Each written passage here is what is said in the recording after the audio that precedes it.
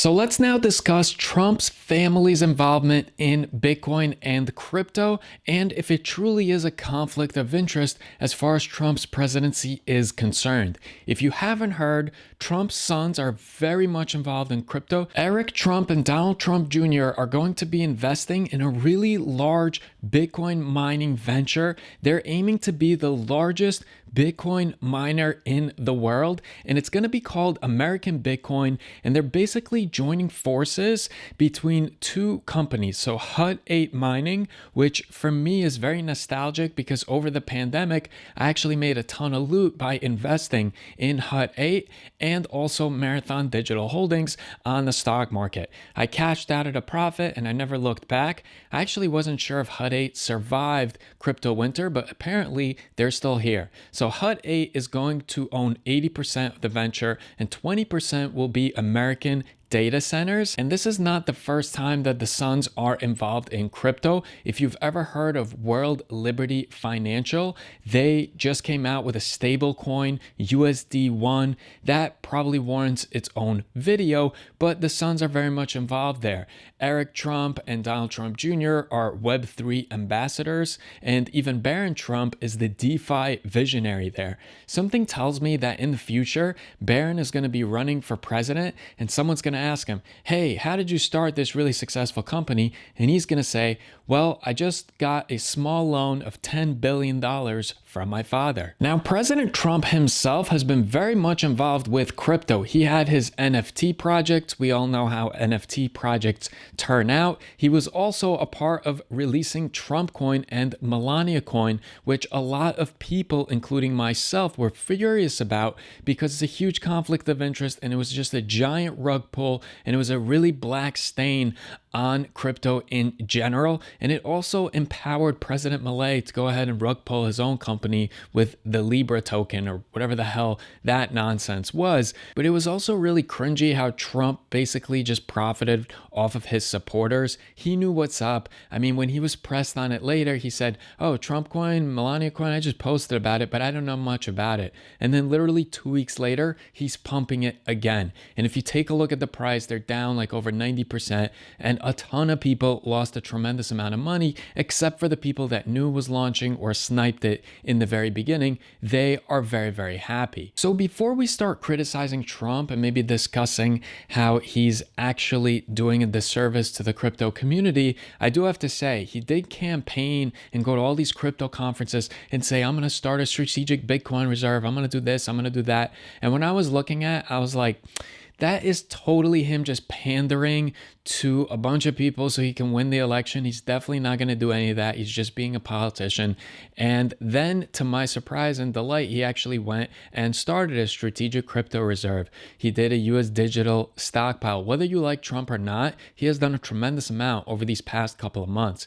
But it doesn't mean that there isn't a huge conflict of interest. Personally, I'm a little bit concerned here. First of all, the ethos of crypto was supposed to be a peer-to-peer system, something that is inclusive, something where the greasy paws of these big banks and enterprises and governments and politicians isn't there. And now it's turning into that. Now, the early adopters and investors of Bitcoin and some of these other coins and tokens, they're excited and happy about this because they got in early, and this is what they're waiting for. They're waiting for mass adoption, banks, governments, everyone. But at the same time, this is not what the underlying mantra of Bitcoin was supposed to be when Satoshi Nakamoto created it. He wasn't expecting the micro sailors, the micro strategies, these large governments, financial institutions, BlackRock, now the Trump family being a part of this. He did not create it so that we can have oligarchs and dynasties, especially of those who are presidents of countries like the United States of America. Now, some are extremely worried because they say Trump is a megalomaniac, he's a menace to crypto, everything's a scam to him. Just a couple of years ago, he was saying on, I believe it was Fox Business, he had an interview and he said that Bitcoin seems like a scam, it's just competing with the US dollar. I don't like things competing with the US dollar.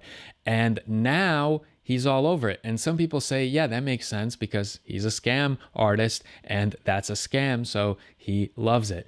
Now, I personally am not ready to go ahead and just say that this is horrific and terrible for crypto.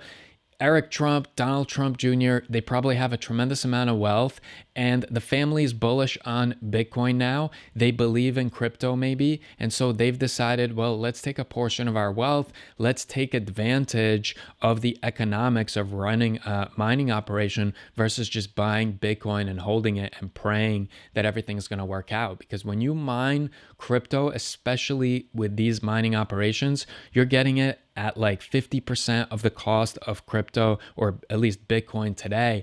And so it makes a whole lot of sense for them to jump in and do it. Some others will say this is good because if the Trump family doesn't do it, or if American companies don't do it, then China's doing it, then Russia's doing it. So why not at least let it be America, someone that we're aligned with, at least here in the States, or people watching this channel. I assume it's mostly Americans at this point in time. And so some people say this is good. Personally, I think it's a huge conflict of interest because now this may have been the plan all along, and we see that it was nothing about Trump championing cryptocurrencies or blockchain or DeFi or anything like that. He was going around because they had a plan in place to go ahead and start a strategic reserve to pump the prices a bit, and then to get in and mine a bunch of crypto and make decisions that are going to be healthier for crypto.